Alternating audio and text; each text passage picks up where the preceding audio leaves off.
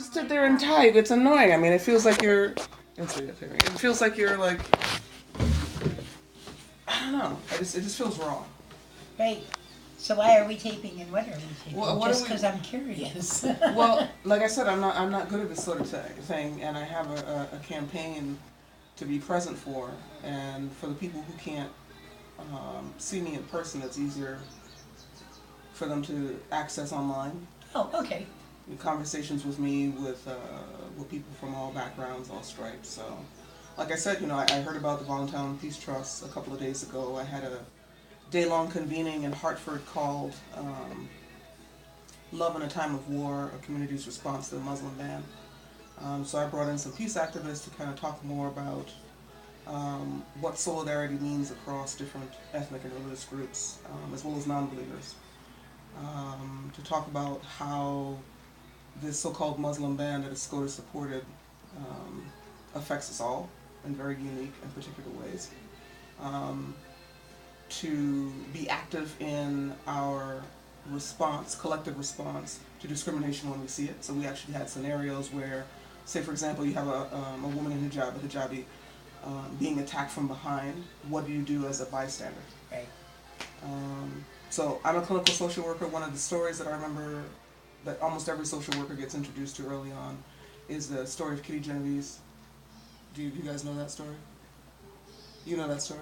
Yeah, I've heard it. So if I'm saying it wrong, just correct me.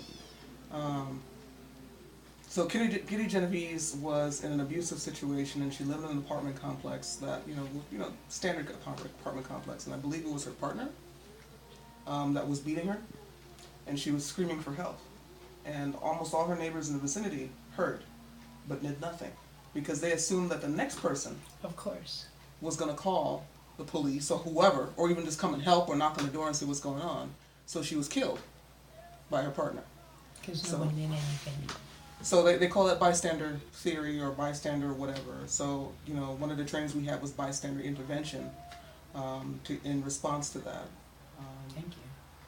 No, not thank me. I mean, what I was seeing was, in Hartford particularly, you had all these rallies and opportunities to be very vocal about the Muslim ban, but no one was offering the space to talk about how it feels, and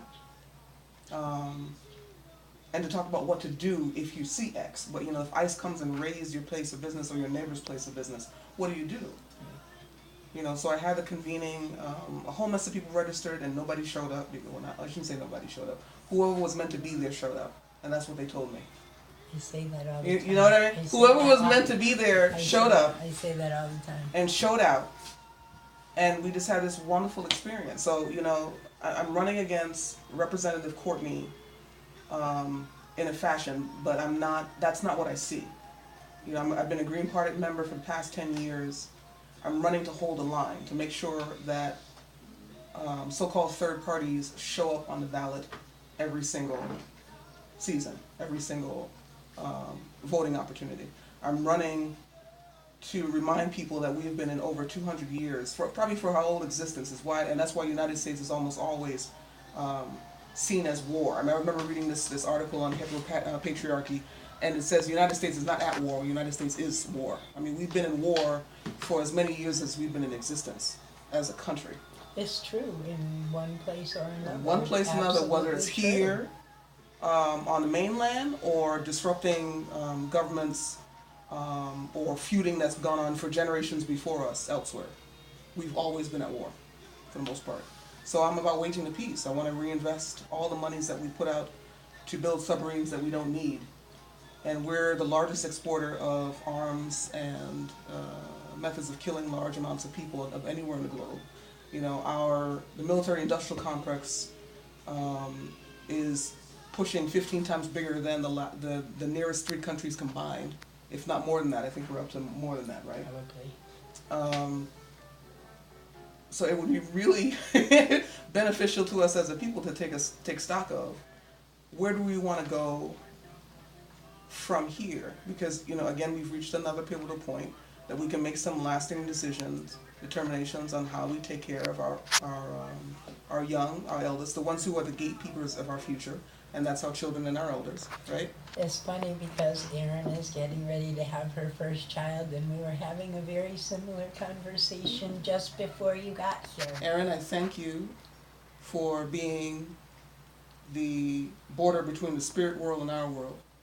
It is a unique privilege to be a mother. And I honor you in your place of coming into motherhood. And I want the best life possible for you and your child. Thank you. Because, like I said, they are the gatekeepers. You are a gatekeeper. Absolutely. And we can't live like this. We cannot thrive like this. I mean, people talk about global warming and climate change, which I believe in. But the earth will survive in some form or the other without us. Global warming and climate change is a reckoning for us as humankind to make a difference so we survive Right. with it. You know? Absolutely. So Absolutely. I'm Roman Catholic, but I'm pro-choice. You know, I never grew up in a family that ever actively used in public cannabis products, but I am pro-cannabis because I think if we legalize, regulate cannabis products, including industrial hemp, which I intend to grow as an emerging farmer, a lot of people can benefit, not just on a recreational basis, because what grown people do is their own business, who grown people love is their own business, but on a medical marijuana sense. So, I mean, Carissa? that's basically me. This is Michelle. Hi, Chris. She stopped by to learn a little bit more about the Peace Trust and teach us a little bit more about what she's doing in her part of the state. So yeah, I'm just grateful to be in your presence, and like I said, I'm here to learn, so we can turn that thing on.